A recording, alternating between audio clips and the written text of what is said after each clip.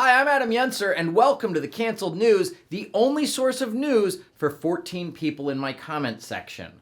Please be sure to like and subscribe. In fact, you could even make up a bunch of alias email addresses like Joe Biden and subscribe over and over again. I don't care whether the followers are real or not.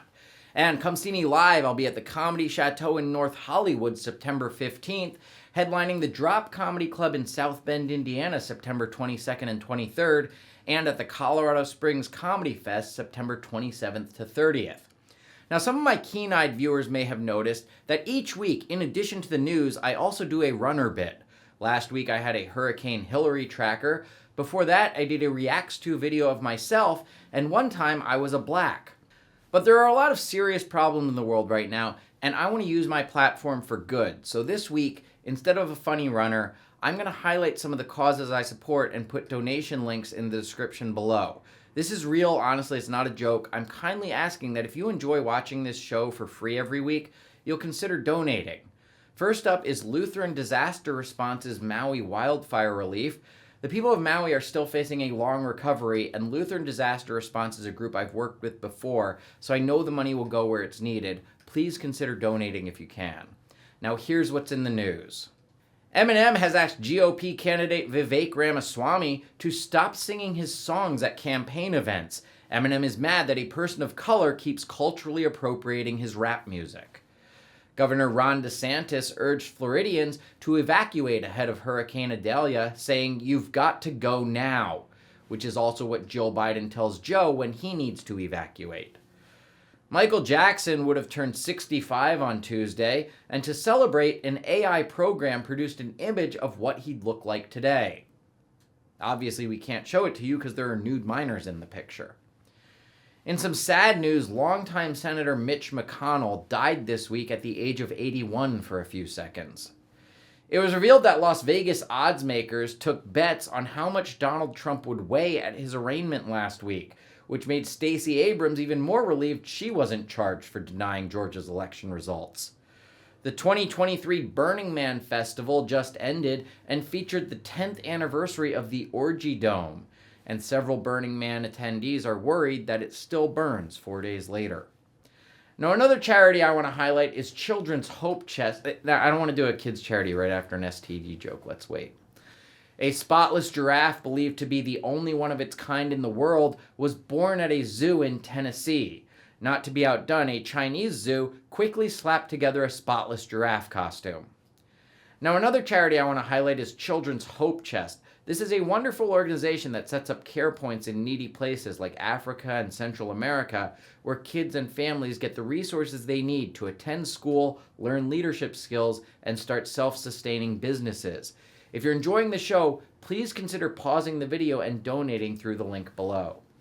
The first Republican primary debate took place last week to determine who will be Trump's vice president.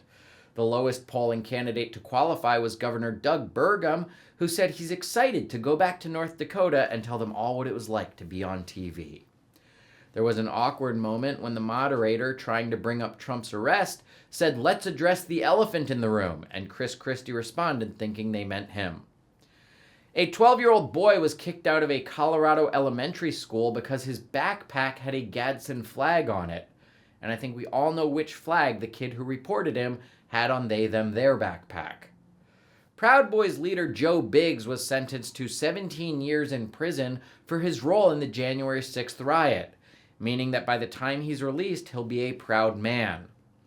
Even though I sometimes do bad jokes like that one, I hope you'll consider donating to one of the wonderful organizations we're highlighting this week, like the National Park Foundation. They support incredible projects like wolf restoration in Yellowstone, condor rehabilitation in California, and Open Outdoor for Kids, which helps children visit our national parks. If you like my content other than the Proud Boys joke, why not stop the video for a moment and send them a few dollars with the link below. 2 farmers in southern England have asked tourists to stop taking naked photos in their sunflower field and instead take them in the poppy field they can see from their window. Lionsgate has reinstated a mask mandate at their Hollywood studio and has rebranded as Sheeplesgate. A startup company called Hermeus is developing a hypersonic plane that could carry passengers from New York to Paris in 90 minutes, which means you could catch a PlayStation riot in the morning, then see a migrant riot in the afternoon. A repeat sex offender was caught sniffing random women at a Burbank Barnes & Noble. Authorities warned him that if he continues this behavior, he may have to register as president. The final organization I want to highlight tonight is Operation Homefront. This is a great organization that provides financial assistance, school supplies, and housing to military families. Like all the organizations I mentioned tonight, they have high ratings from Charity Navigator. Please click right now and donate, because the next joke is a little racist and might alienate some of you.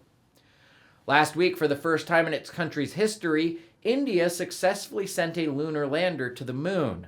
The moon replied to India saying, "Thank you, come again." In an attempt to comfort victims of the deadly Maui wildfire, Joe Biden told a story about a small kitchen fire at his lake house. And then to comfort hurricane victims, he told a story about the time the urinal splashed back at him a little. A new beer called Conservative Dad's Ultra-Right Woke-Free Beer is hitting the shelves in many southern states, in case you were wondering what that smell is on your abusive husband's breath. Comedian and former Roseanne star Sandra Bernhardt has been accused by her ex-manager of cheating charities out of hundreds of thousands of dollars by soliciting donations, then submitting phony invoices and keeping the money for herself, which gave me an idea.